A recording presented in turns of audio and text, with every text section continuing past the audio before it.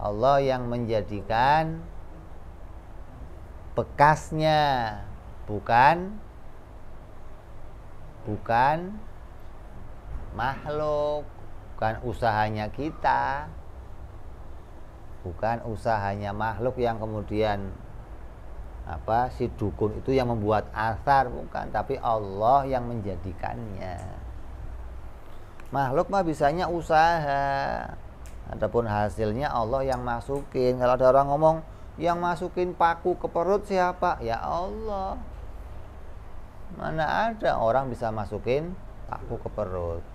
Ente jangan heran kalau lihat paku masuk ke perut. Jangankan paku, kadang ada tulang, ada daging, ada rambut, ada masuk ke perut. Siapa yang masukin? Allah. Mana ada. Pintunya mana? Enggak pakai pintu, kita pokoknya masuk, tahu-tahu ada tulangnya, ada di dalam perut. Jadi yang menjadikan hasilnya adalah Allah. Kalau ada dukun jampi-jampi, dukun usaha, dukun, tapi Allah nggak menjadikan hasil, ya cuman dapatnya ngiler doang, capek doang. Jangan dikira kalau dukun sudah bertindak pasti berhasil, pasti mati. Nggak ada begitu, nggak ada. Kita punya etikot bahwa yang menjadikannya adalah Allah Subhanahu wa ta'ala. Nah, kita sering godain orang, kadang orang itu terbawa halusinasinya, itu kadang terbawa sugestinya seakan-akan kalau ada apa-apa dianggap selalu dibikin sama orang. Gentengnya tengah malam bunyi, wah ada kiriman. Kiriman apa?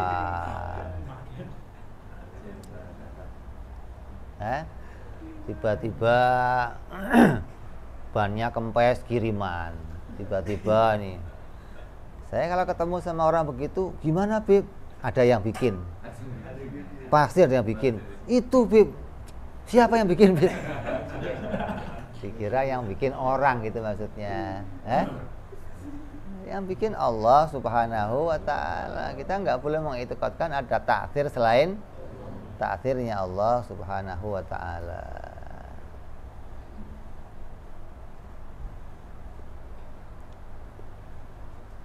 Bahwa kabiratun inda Syafi'i, maka sihir termasuk dosa yang besar menurut mazhab Imam Syafi'i. Di dalam fikih, orang menggunakan sihir itu hukumnya dosa besar, belum termasuk kafir. Tapi menurut mazhab yang lain, wa kufrun inda baqil a'immah. Tapi menurut mazhabnya yang lain, maka hukumnya praktek sihir itu kafir, dianggap menyekutukan Allah, dianggap syirik kepada Allah dengan sesuatu, maka menurut mazhab yang lain hukumnya kafir. Wa huwa mahmulun ala ma idza i'tiqada ta'tsiratun min ghairillah fayakunu kufrun bittifaq.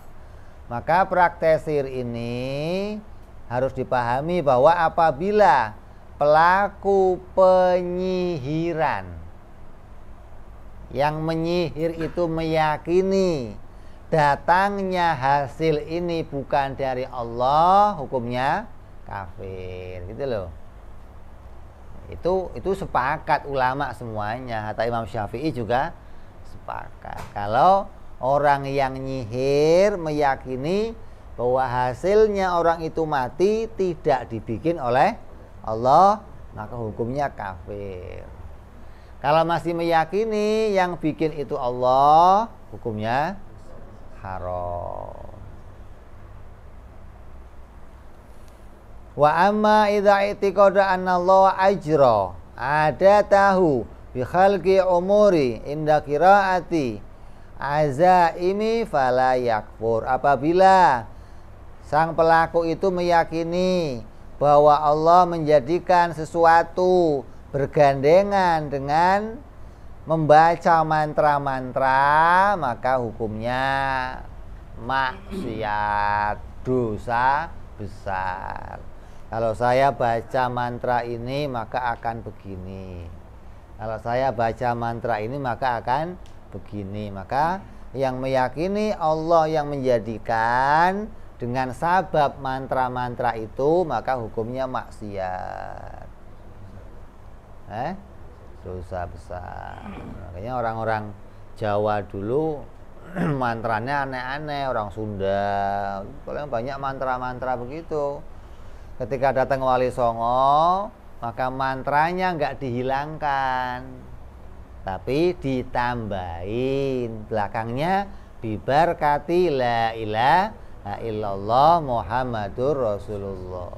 Artinya dikembalikan imannya bahwa yang menjadikannya adalah Allah. Kamu mau baca apa saja, maka jadinya itu pasti diciptakan oleh Allah. Maka orang yang sampai meyakini demikian, hukumnya tidak kafir. Khilafan litifaqil Mu'tazilah ala kufrihi. Beda dengan Mu'tazilah. Mau dari Allah, mau bukan dari Allah, hukumnya kafir. Mu'tazilah ini apalagi sihir. Nanti ziarah kubur aja kafir gimana? Ziarah kubur hukumnya apa? Syirik. Manakiban? Syirik. Tahlilan? Syirik. Kan repot. Mu'tazilah mah semuanya serba syirik. Kalau sudah syirik hukumnya apa? Kafir. Gitu.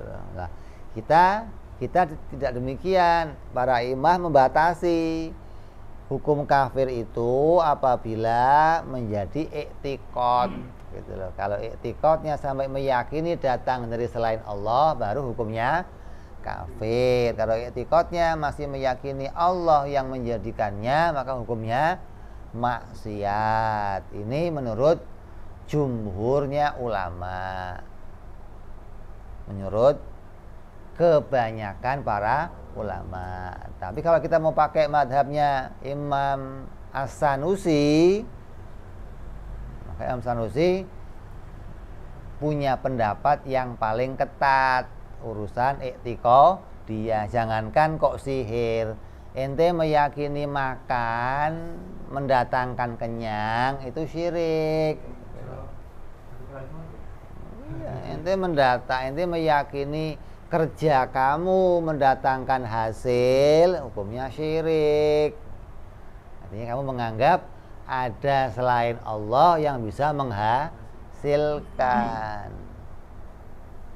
Ini apa? I'tiqadiyah. Maka i'tiqad itu harus bersih.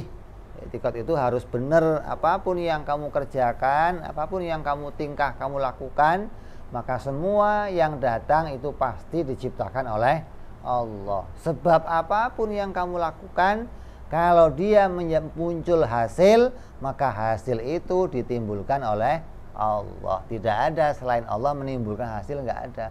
Mau itu sihir, mau kejahatan, mau kebaikan, mau manfaat, mau madarat, Allah yang menimbulkannya. Gitu, nggak timbul dengan sendirinya atau timbul dari selain Allah, nggak ada. Ini i'tiqad yang harus kita pedomani, bahwa tidak ada Tuhan lain selain Allah, pencipta alam semesta hanya Allah. Maka apapun yang muncul di alam raya ini ya dimunculkan oleh Allah.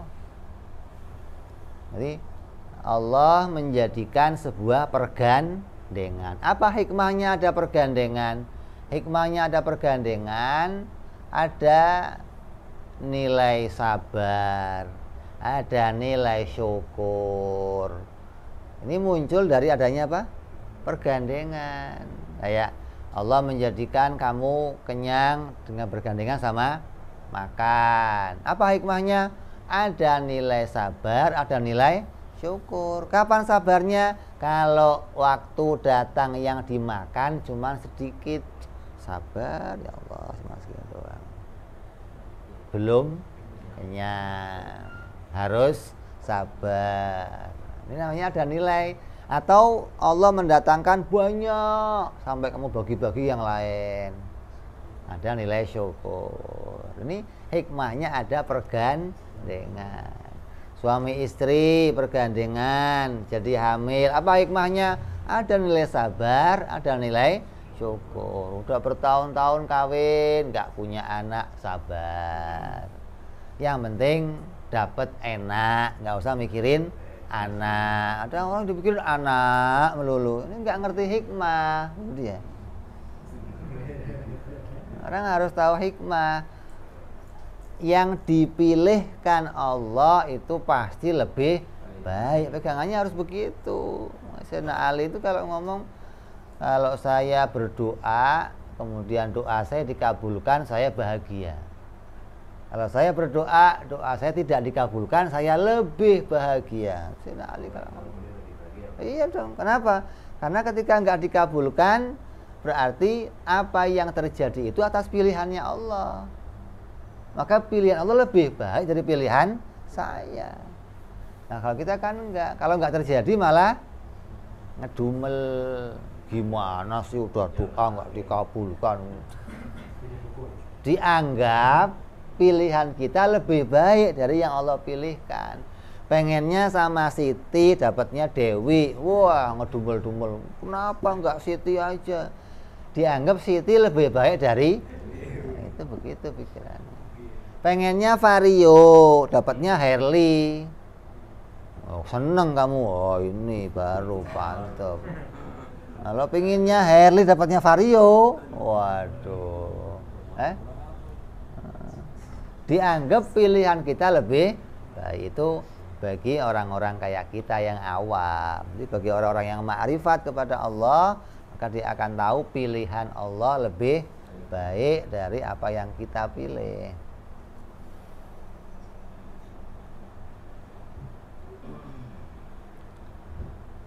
Apa dzalika al-Suhaimi wa Syarqawi. Ini haramnya menggunakan ilmu sihir. Lah kalau belajar ilmu sihir hukumnya apa? Belajarnya aja haram, apalagi menggunakannya. Belajarnya saja haram, artinya belajar. Lah dulu kan ada yang ngajarin, iya, tapi yang ngajarin dulu namanya malaikat Harut wa Marut. Malaikat Harut wa Marut mengajarkan sihir, tujuannya buat membedakan mana mukjizat, mana sihir, gitu loh.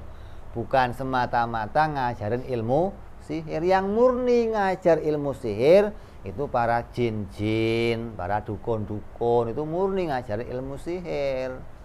Kalau mereka mengajarkan itu agar kamu tidak tertipu antara mana mukjizat dan mana ilmu sihir.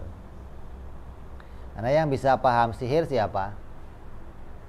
Ya, ahli sihir. Kalau orang dia ahli sihir, maka dia akan tahu, oh ini sihir nih, oh ini bukan sihir, karena dia ahlinya. Orang ahli syair akan tahu ini syair nih, yang ini bukan, karena dia ahli syair. Tapi kalau bukan ahlinya, ya nggak ngerti. Terus wa khuruju an ta'atil imam, keluar atau memberontak dari ketaatannya kepada pemimpin. Wa in kana jairon fima laisa bimaksiatin, apa dzalika ar-ramli. Walaupun pemimpin itu pemimpin yang jahat, yang tidak adil pada perkara-perkara yang bukan maksiat, maka hukum menolak perintahnya itu hukumnya haram. Jadi pemerintah atau pemimpin harus ditaati.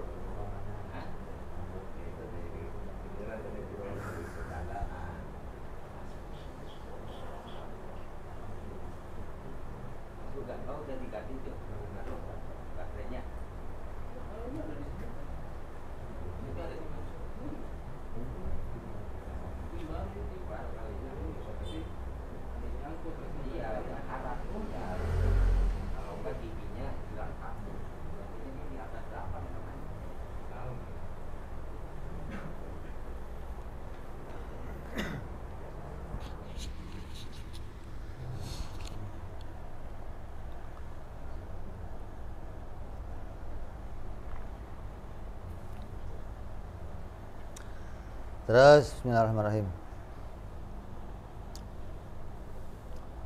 Wal khuruju an taatil imam, keluar daripada taat kepada pemimpin.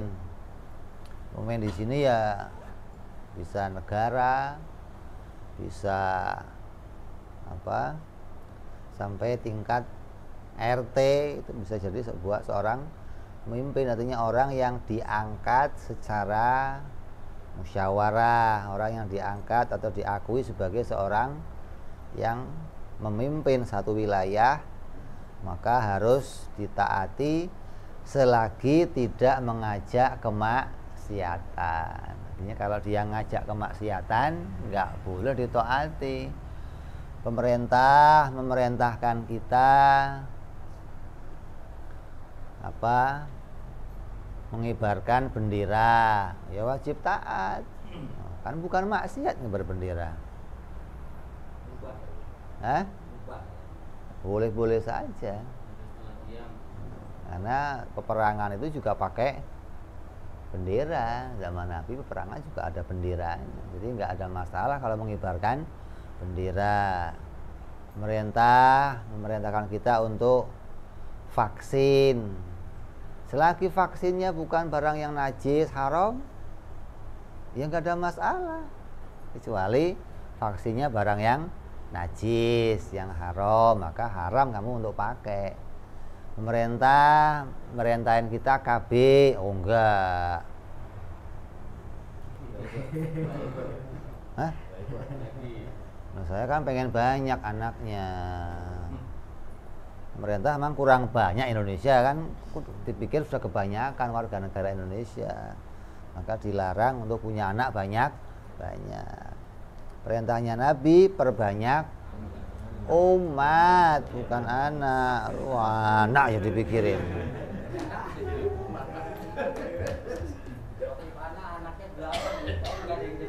Lah itu kan repot. Perbanyak umat bukan anak. Ya, jadi selagi tidak maksiat maka wajib ditaati. Terus watawalli qabulul wilayah ala yatimin. Terus mengemban perwalian atau penanganan, yakni menerima penanggungan terhadap anak-anak yatim. Bahwa saghiru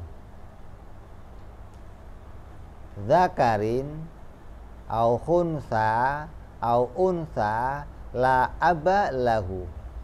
Anak yatim itu apa? Seorang anak laki-laki, seorang anak baik laki-laki maupun perempuan maupun bukan laki bukan perempuan yang sudah tidak punya ayah. Maka ini juga bagian dari ketika kita tidak mengembannya dengan benar, maka hukumnya adalah haram. Batasan yatim itu sampai kepada balik. Kalau sudah balik maka dia nggak terhitung yatim, maka terhitung dia sudah orang anak yang mandiri. Makanya kalau sekarang ada pembagian harta anak yatim atau pembagian sumbangan untuk anak-anak yatim, kita harus tahu yang disumbang ini anak umur berapa tahun. Jangan, oh ini bapaknya mati Bib, umurnya 20 tahun. Wah, kamu juga bisa, saya juga yatim Bib, umur 50 tahun, bapak saya juga udah mati Bib. Hah? Nanti yatim juga? Apalagi tuh lihat.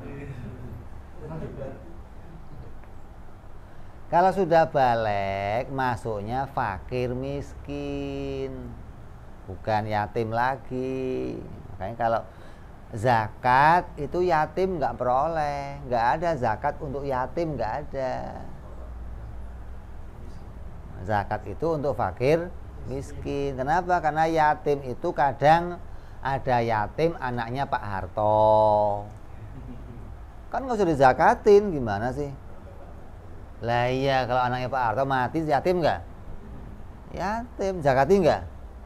Ya enggak, masa dizakatin lagi. Berarti yang namanya yatim itu bisa saja orang kaya gitu loh. Kalau fakir, ini biar fakir tapi kaya, nggak ada biar fakir tapi kaya. Yang ada yatim kaya, ada yatim miskin, ada lah. Yang diomong ini yatim yang miskin, yang berhak mendapatkan bantuan. Nah, kalau yang perwalian ini ya yang kaya atau yang miskin sama. Anak yatim, bapaknya meninggal waktu dia kecil, hartanya nggak ada yang ngelola, maka diwalikan atau dipercayakan pengelolaan hartanya kepada siapa? Ya siapa saja yang mau mengelola. Maka orang yang mewalikan ini harus orang yang hati-hati, tidak boleh sampai dia menggunakannya secara berlebihan, menggunakannya atas kemauannya sendiri. Kalau dia mengelola hartanya, dia mau ngambil upah, ya ambil upah selayaknya seorang pegawai, selayaknya seorang yang mengurus sebuah harta. Tidak boleh dia kemudian mengambilnya semaunya atau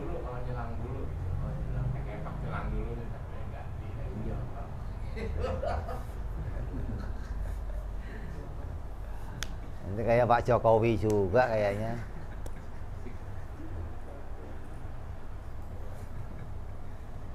Demen nyelang-nyelang begitu. Nah kalau mau, oh saya nggak mau ngambil hartanya sama sekali, oh lebih bagus. Artinya betul-betul murni dikembalikan semua ke yatimnya. Ketika dia dewasa, maka dikembalikan lagi kepada mereka. Kalau yang tanpa ayah, tanpa ibu namanya yatim piatu.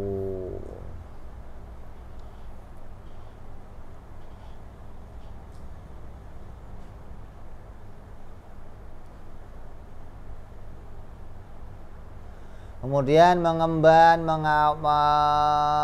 menangani anak-anak yatim. Yang berikutnya au masjidin, menangani masjid. Au liqadhain, atau menangani tentang kepastian sebuah keputusan hukum. Wa huwa hukmu bainan nas, yaitu mengawasi putusan hukum di antara manusia. Artinya pengadilan lah, orang-orang yang mau membuat keputusan hukum kepada manusia. Au nahwi dzalik, atau yang semacamnya itu, kaiftain, seperti berfatwa, au wadiatin, atau menerima sebuah amanat titipan, au ghairi dzalik min jami'il wataif, min jami'il wadhaif, dari berbagai macam amanat-amanat yang bersangkutan untuk umum, ma'a ilmihi, disertai ia mengetahui, ay al-mutawalli, sebagai orang-orang yang mengurus, bil ajzi anil qiyami bitil kal wadifati, mengenai ketidakmampuan dirinya untuk melaksanakan tugas tersebut. Orang itu tahu dirinya nggak mampu melakukannya. Orang itu tahu dirinya akan menjadi orang yang bisa menelantarkan anak yatim, bisa saja berfatwa dengan salah, bisa saja dia tidak amanat. Maka orang yang tahu dirinya tidak akan mampu menerima beban itu atau menangani masalah itu, tapi dia terima, maka hukumnya haram. Bi khilafi ma law kana aminan qadiran alal qiyam bidzalika wa wathiqa min nafsi bidzalika fayambaghi qabuluhu ala dzalika. Berbeda halnya perkara seandainya orang itu bisa dipercaya, dia mampu untuk melaksanakan tugasnya dan ia telah menjadi orang yang punya kesiapan pada dirinya dengan hal itu, maka mestinya dia menerima tugas tersebut.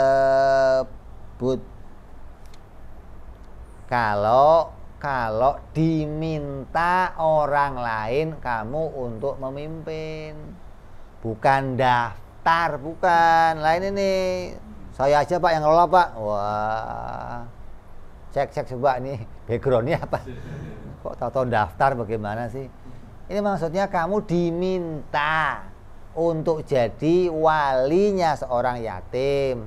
Kamu diminta untuk jadi pemimpin. Kamu diminta mengurus masjid. Maka apabila kamu tahu kamu tidak punya kemampuan, maka untuk menerimanya hukumnya haram. Hingga jadi RT.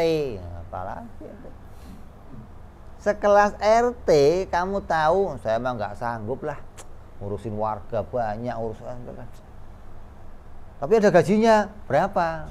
Oh ya udah nggak masalah dah. Nah, ini hukumnya haram, gitu loh. Ketika kamu tahu kamu nggak mampu, tapi kamu tergiur oleh sesuatu yang lain, kamu terpaksa memaksakan diri untuk menerimanya, maka ini hukumnya haram. Walau kana qadiran alal qiyam bidzalika lakinnahu la yathiqu bi amanati nafsihi fawajhan. Maka di sini nih, seandainya keadaan dirinya punya kemampuan untuk melaksanakan tugas itu, akan tetapi ia tidak dapat dipercayai dengan sikap amanat dirinya, maka ada dua pendapat. Fakila yahrumu qabuluhu, yang pertama hukumnya haram. Wakila la, yang kedua hukumnya tidak haram. Wa qala Hisni wala syakka fi karohatihi, maka kalau enggak dikatakan haram maka hukumnya pasti makruh. Andai dia tahu dia punya kemampuan, saya mah bisa, nangan ini gampang. Cuma kalau ngurusin pulusnya saya berat dah. Suka nyelang-nyelang maksud saya ini. Itu lemah saya kalau ngurusin yang lain mah beres, urusan struktural, urusan gampang. Ada pulusnya itu yang berat. Masih kamu terima juga, ada dua pendapat. Satu mengatakan haram, satu mengatakan makruh. Nah, sekarang ada orang yang kemudian mendaftarkan diri menjadi pemimpin. Alasannya mengatakan saya mampu, saya bisa, saya amanat. Maka yang demikian ini, kalau kita lihat pendapatnya ulama-ulama terdahulu, maka jangan dipilih. Kalau ada orang minta dipilih, malah kamu jangan milih. Mereka yang pada memilih, pada ingin dipilih itu alasannya menggunakan alasan siapa? Pakai alasannya Nabi Yusuf alaihissalam. Nabi Yusuf itu ketika kerajaan membutuhkan seorang bendahara untuk mengurus segala harta, Maka Nabi Yusuf mencalonkan diri. Kata Nabi Yusuf, saya saja yang pegang, nanti beres urusannya. Maka diserahkan oleh raja kepada Nabi Yusuf. Nah, yang minta Nabi wahyu, amanah, fatona lagi. Lah ente apa? Hah? Karomah enggak? Boro-boro mauna aja enggak? Kayak nyalon-nyalon.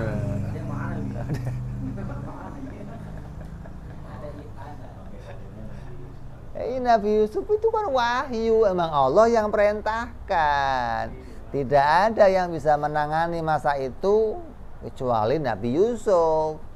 Artinya bagaimana menangani panen yang 7 tahun disimpan, gimana penyimpanan gandum biar enggak hancur selama 7 tahun, gimana dibikin gudang oleh Nabi Yusuf yang bawahnya enggak kena air, atasnya kering. Ini yang bisa mikir begitu Nabi, ya. Masa Nabi Allah Nuh alaihissalam suruh bikin kapal, belum ada ilmu perkapalan, belum ada sekolah perkapalan, STM perkapalan belum ada masa. Tapi Nabi fatona, Allah kasih ilmu, bisa bikin kapal. Ya nggak miring-miring kapal. Nabi Yusuf itu gandum disimpan setahun itu basi, coba. Hah? Gandum itu disimpan setahun basi. Ini mau disimpan 7 tahun, bayangkan ya. Maka Nabi Yusuf punya ilmunya untuk itu, maka dipeganglah amanah itu oleh Nabi Yusuf. Nah, kalau orang setelahnya yang artinya dirinya tahu kalau cuman ngurus program, ngurus ini mah saya bisa. Tapi kalau sudah ada gratifikasi, ini saya susah untuk nolak ini, Masya Allah. Ini gratifikasi ini nggak bisa lepas. Jadi setiap pejabat nggak bisa lepas. Karena setiap orang akan punya kepentingan. Apalagi waktu naiknya pakai kendaraan. Apa kendaraannya? PT ini nyumbang, sponsor ini nyumbang. Ini kendaraannya berbagai macam, sponsornya berbagai macam orang-orang. Maka ketika dia jadi, ini akan ada tuntutan dari teman dekat, dari kolega, dari saudara. Kan gua kawan sama lu, CS kita. Ini kan sudah ngomong CS, ini berat dah. Aduh, mau ditolak CS, nggak ditolak. Mau ditolak, dia pernah bantu waktu kampanye, nggak ditolak. Ini ulama yang ketat hukumnya apa? Haram. Yang nggak ketat hukumnya makruh. Ya, jadi kalau kita tidak punya kemampuan atau sama saja kita menyerahkan amanah kepada orang yang tidak punya kemampuan, hukumnya haram. Ini nggak bisa ngurus masjid, kita jadikan pengurus masjid. Oh, ini diangkat jadi pengurus masjid. Tanyain urusan kunut nggak ngerti, ya. Tahlilan nggak ngerti, urusan kiblat nggak ngerti, urusan kebersihan masjid nggak ngerti, hukum-hukum masjid nggak ngerti, terus diangkat jadi pengurus. Wah, ini yang ngangkat ramai. Itu zalim hukumnya. Artinya meletakkan sebuah jabatan bukan pada ahlinya. Makanya pengurus masjid itu harus baca hukum-hukum tentang masjid. Jangan sampai nggak ngerti hukum-hukum masjid. Terus yang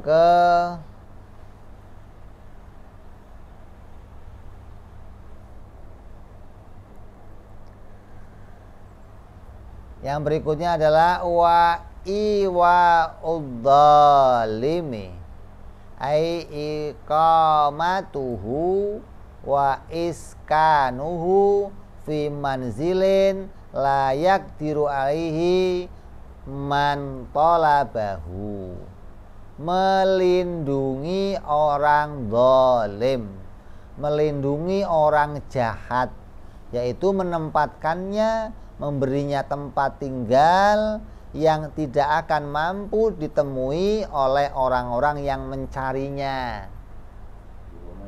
Menyembunyikan buron, nolongin penjahat, nolongin pelarian, terus kamu kasih tempat, kamu kasih perlindungan, atau kamu kasih arahan, ngumpet aja di sana, ngumpet di sini, ini hukumnya haram. Waman mimman yuridu ahdal haq, dan membelanya dari orang-orang yang ingin mengambil haknya. Kalmal wal haddi, seperti harta atau had. Minhu ay minal dzalimi, dari orang-orang zalim itu hukumnya haram. Artinya orang zalim itu ngambil hartanya orang, hartanya mau kita ambil lagi, dilindungi. Orang zalim itu mencuri, mau kita potong tangannya, kamu lindungi. Ini melindunginya hukumnya haram. Melindungi seseorang atau menegakkan keadilan, menegakkan kebenaran, maka ini hukumnya haram. Haram. Yang sering siapa begini? Pengacara. Pengacara ini mau bajingan, mau kan dia pembela kan? Dia pembela. Wah, itu kan sudah kerjaan saya, Bib. Oh ya sudah, repot, sudah kerjaan namanya. Kerjaan kok belain orang jahat namanya. Bukan, dia harusnya belain orang yang dizolimi, dijadikan diantarkan agar agar orang itu bisa, yang tadinya dizolimi menjadi kebenarannya bisa nampak. Jadi orang yang mendapatkan haknya, gitu dong. Bukan orang yang mengambil haknya orang lain malah dilindungi, gitu loh. Emang itu kan sudah kerjaan saya, Bib, sudah sebuah negara ya harusnya memang punya seperti itu. Ya kamu belanya jangan banget-banget maksud. Kalau belain ya jangan sampai ngotot-ngotot maksudnya. Ada yang dia menghalalkan segala cara, yang penting membela. Ini kita harus ingat hukumnya membela sesuatu yang mengambil haknya orang lain, maka ini hukumnya haram. Li'anna dzalika ridho bibaqa'il maksiat. Dosanya itu dikarenakan hal itu sebagai sikap di mana dia rela dengan terus berlangsungnya kemaksiatan. Alati yata'adda syarruha ilal ghair, yang mana keburukannya itu terus menerus menimpa kepada orang lain. Artinya membela satu kedzaliman. Qala Allah Ta'ala wattaqu fitnatan la tusibanna alladzina zalamu minkum khassah, dan peliharalah dirimu daripada siksaan yang tidak khusus menimpa orang-orang zalim saja di antara kamu. Pelihara diri kamu dari siksaan yang tidak hanya menimpa orang-orang zalim. Berarti menimpa siapa lagi? Orang-orang yang mendukungnya, melindunginya, yang bekerja sama dengan dia. Walaupun dia nggak berbuat zalim, maka dia mendapatkan siksa yang sama dengan orang-orang yang berbuat zalim. Wa fil hadis sahih min riwayatil Aisyah radhiyallahu taala anha anna Quraisyan ahammahum sya'nan al-makhzumiyatil lati saraqat faqalu ma yukallimu fiha Rasulullah sallallahu alaihi wasallam. Dalam hadis yang sahih diriwayatkan oleh Siti Aisyah radhiyallahu anha bahwa kaum Quraisy menggelisahkan bahwa kaum Quraisy itu menggelisahkan, mereka bergelisah persoalan wanita yang ada pada masa itu, yaitu seorang wanita bangsawan, kabilahnya namanya adalah Makhzumiyah. Dari kabilah Makhzum, maka dia menjadi orang yang mencuri. Orangnya orang bangsawan, tapi kerjanya mencuri. Faqalu, maka salah satu dari mereka mengatakan, mayukallimu fiha Rasulullah sallallahu alaihi wasallam. Siapa yang dapat berbicara mengenai wanita tersebut kepada Rasulullah? Faqalu, maka salah satu di antara mereka mengatakan, la yukhbiruhu illa Usamah bin Zaid hubbur Rasulullah sallallahu alaihi wasallam. Maka tidak ada yang dapat memberikan kabar kepada beliau, kepada Rasulullah, kecuali Usamah bin Zaid, yaitu orang yang menjadi salah satu ulama, salah satu orang-orang yang menjadi sumber ilmu pada masa itu, hingga dia menjadi kesayangannya Rasulullah sallallahu alaihi wasallam.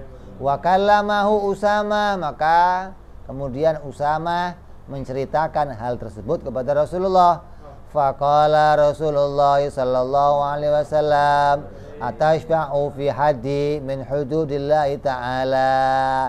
Apakah engkau dapat menolong di dalam satu had yang mana had itu datang dari Allah Subhanahu wa taala? Ini jangan sampai kamu lindungi. Hati-hati. Kalau memang dia jatahnya dipotong tangannya, siapa saja dia, jangan kamu lindungi. Orang yang melindunginya, maka dia mendapatkan ancaman yang sama dari Allah Subhanahu wa taala. Tsumma qama fa khataba fa qala sallallahu alaihi wasallam, innaka halakal ladzina min qablikum annahum kanu idza saraqa fihim asyarifu tarakku. Rasulullah bersabda, sungguhnya telah binasa umat-umat sebelum kalian. Itu dikarenakan bahwasanya keadaan mereka apabila telah mencuri, ada pencuri di kalangan mereka, orang yang mulia, maka mereka membiarkannya. Tidak apa-apa, orang penting, jangan disenggol, jangan ditangkap, orang penting, pejabat. Itu anaknya wali kota, oh itu adiknya wali kota, oh itu anaknya Pak Lurah, oh itu, jangan.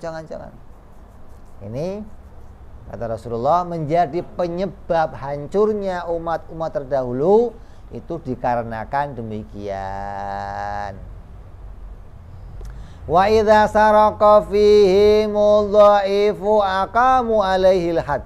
Apabila yang mencuri itu kalangan bawah, orang yang lemah, maka mereka segera menegakkan had untuk orang tersebut. Pisaunya tajam ke bawah. Memang pisau begitu, atasnya tumpul, masa. Iya, kalau mestinya pisaunya itu bisa ke bawah, bisa ke atas dibalik gitu maksudnya. Ini kadang sekarang pisau begitu. Kalau yang nyuri nenek-nenek, nyurinya poong, singkong, penjara berapa? 2 tahun. Nah, nenek-nenek lapar nyuri singkong, penjaranya nggak ada. Orang di penjara karena mau, nggak ada. Kenapa diambil? Lapar pak. Oh lapar. Oh, lapar. Hah? Kalau orang kok ngambil dipakai untuk yang lainnya, tangkap nih, potong nih. Orang ngambil kok untuk makan, dimakan barangnya, yang mau ditangkap apanya? Iya, artinya dia mencuri karena lapar. Maka orang yang mendapatkan barang yang dicuri karena lapar itu, kalaupun dia mau nagih, ya anggap aja utang. Ntar kalau gue punya gue bayar gitu aja lah. Gue lapar. Den.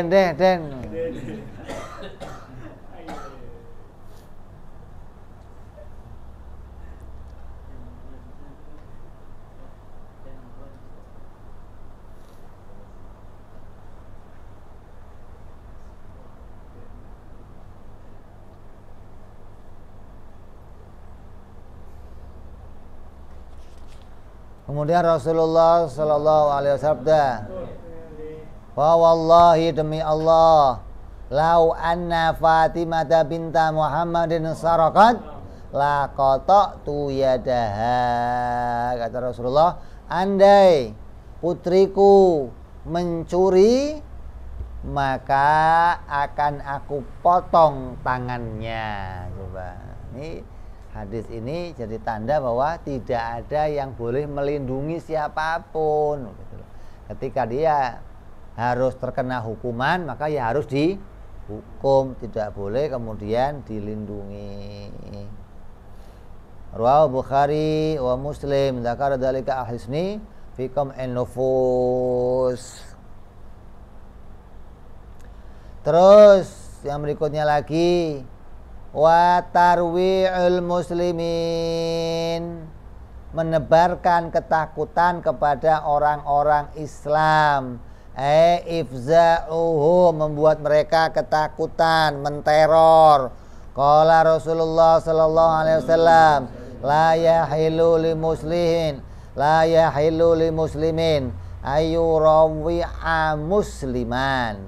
Tidak halal bagi seorang muslim menebar ketakutan kepada muslim yang lainnya. Wa qala sallallahu alaihi wasallam, innallaha yakrahu adzal mu'minin. Sungguhnya Allah Subhanahu wa taala tidak meridhoi perbuatan menyakiti terhadap orang-orang yang beriman. Menyebar hoak, menyebar teror, menyebar isu teroris. Wah, ini juga bahaya ini.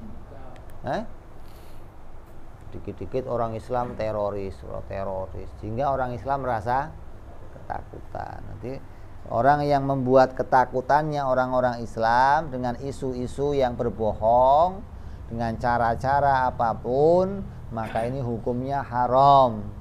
Apabila sampai orang-orang Islam itu menjadi ketakutan karena isu-isu tersebut.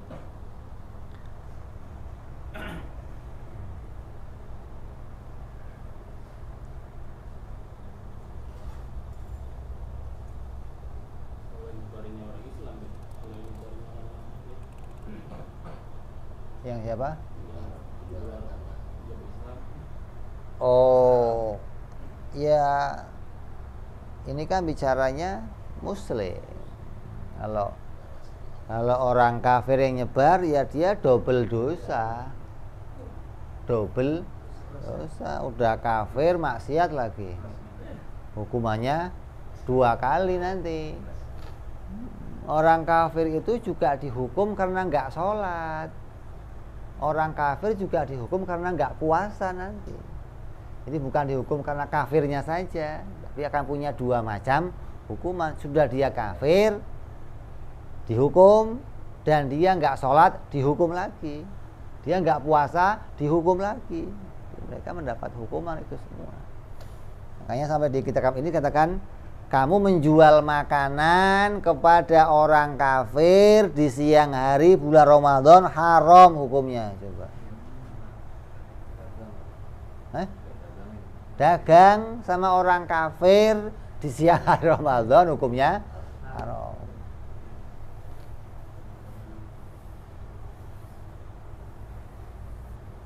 Karena orang kafir itu tidak sama saja di dalam hukum aslinya akan mendapat hukuman karena dia tidak puasa. Lah kamu yang nyiapin, ya kamu ikut haram namanya.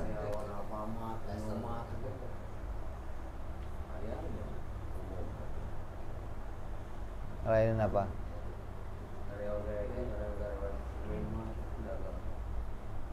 Kan nggak dimakan di situ, dia bahkan dibeli. Ini maksudnya yang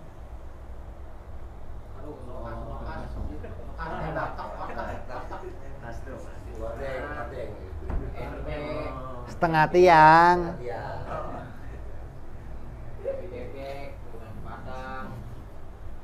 Apalagi orang Islam yang beli, wah tambah-tambah. Yang beli ke orang Islam, mau tambah-tambah. Kecuali yang beli orang Islam yang musafir. Oh tapi kan saya dagang mau ngelayani musafir. Mana musafir? Di rumah lewat maksudnya musafir. Sore nyiapin buat buka namanya.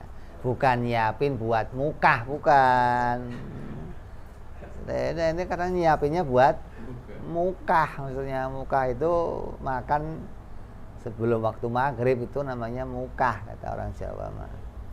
Jadi hukumnya haram.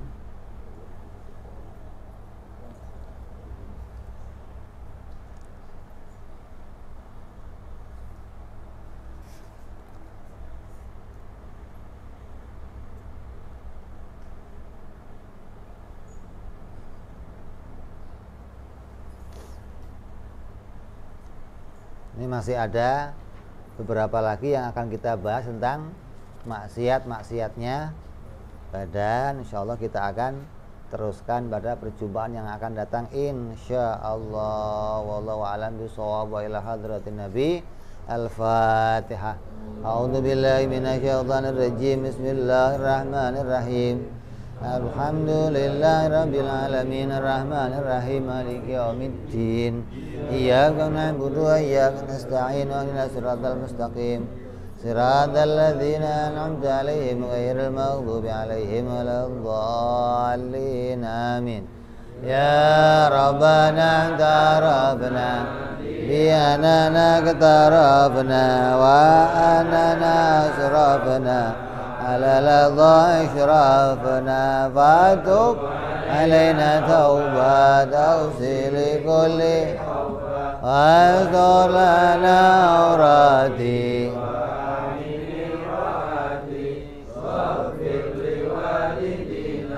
ربي ومولودنا والآل والإخوان وسائر الهلان محبة أو جيرة